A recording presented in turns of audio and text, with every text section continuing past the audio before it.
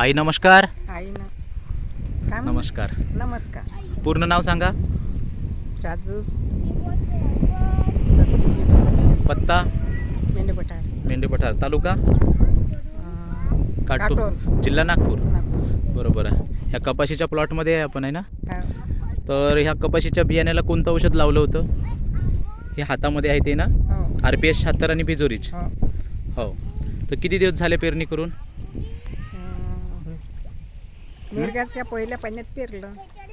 विशू मिरग्याच्या पहिल्या पाण्यामध्ये आहे ना? हो, हो. बरं, तर मग ह्या औषधाचा काय रिझल्ट जाणवला? आता बरीच वाटते बा. कपाशी बरी आहे ना? हो. आता फवारा घेतला का याच्यावर? हो. RPS 76चा आणि हे औषध लावलं होतं. हो. तर कपाशीचे जे आपले पानं आहे हे बघ, तर पानाचा आकार मोठा आहे ना, हो. फ्रेश वाटत आहे आणि सारखी वाढ झालेली आहे. बरोबर आहे? हो. तर चांगली वाटत आहे ना? हो.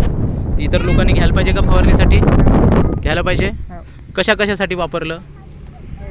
वाढासाठी. अजून कोणकोणत्या पिकावर वापरलं आहे? आता पात्या फुटलं पाहिजे. हां हां.